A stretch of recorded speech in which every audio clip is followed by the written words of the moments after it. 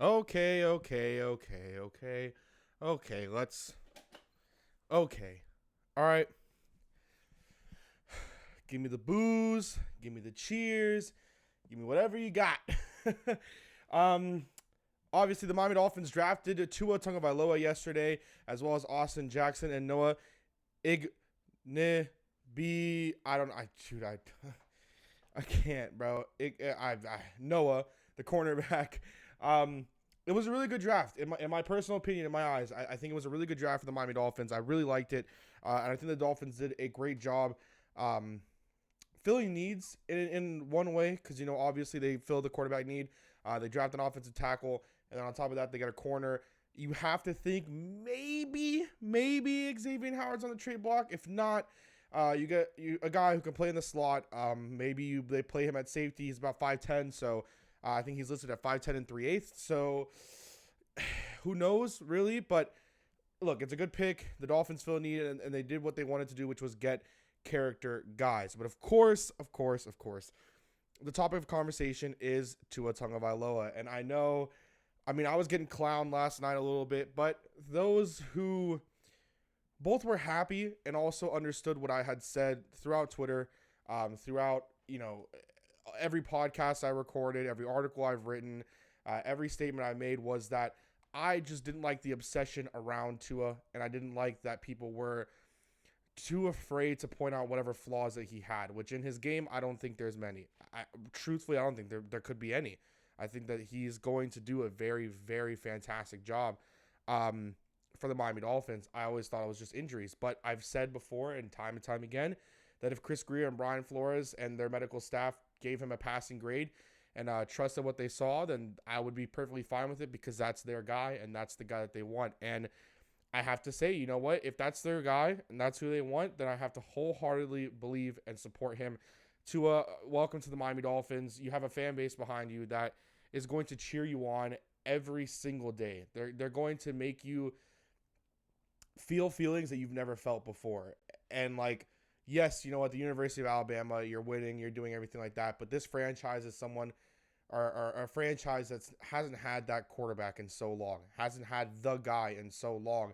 And for many fans, including myself, um, you are considered the guy. And you are going to be, in our eyes, the one who takes us from the promise or from the depths of the deep, dark, embarrassing ocean to the mountaintops. And, you know, Justin Herbert, congratulations, going to the Chargers at 6.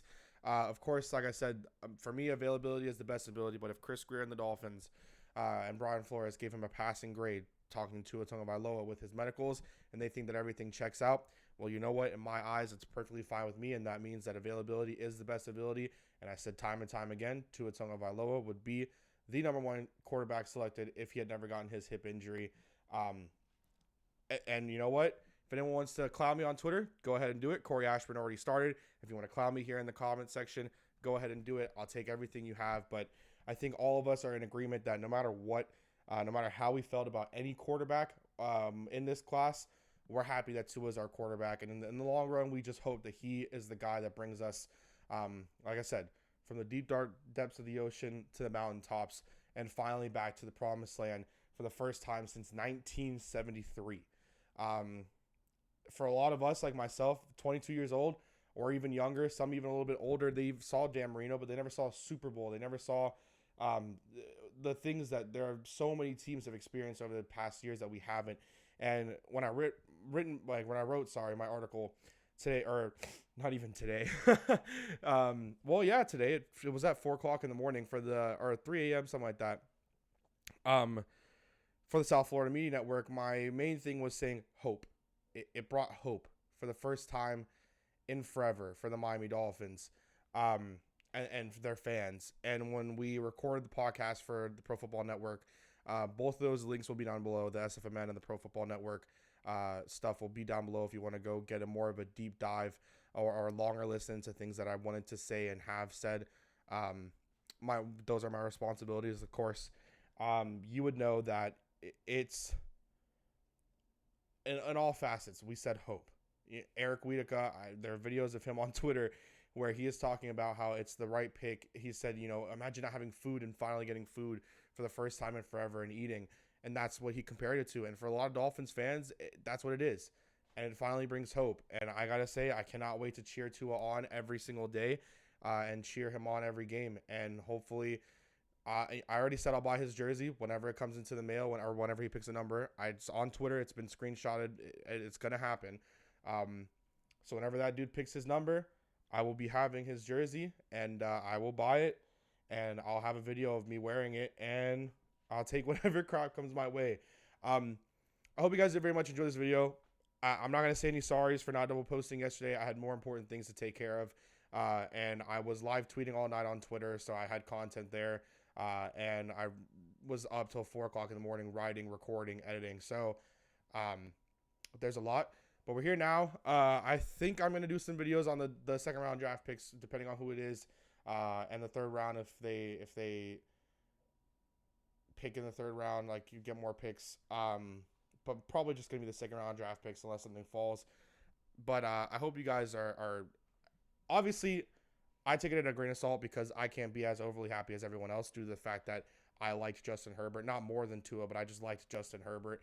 And I was a fan of the anarchy of Herbie season. So, of course, I feel like I have to be downgrading this. But, of course, I'm excited and I'm happy. And at the end of the day, man, we got Tua. And what more could you ask if you're a Dolphins fan than for hope? So, I will see you guys next time. There is a next time. We're going to keep posting, man, weekly. It's not going to be daily videos anymore. Like I said I was going to do, miss 2 days like an idiot. But we're going to be posting, and hopefully I can continuously post. But do understand if there's a couple days I miss or a day I miss. Just got a lot of responsibilities. But I love all of you guys. Thank you so much for watching my content, listening to my voice. Please follow me on Twitter if you haven't already. Follow me on the Pro Football Network. Follow every freaking podcast we have on the Pro Football Network. That would mean more to me than anything in the world. Follow my work on SFMN. I will see you guys next time. And as always, peace. And we get a little bit of the goodbye.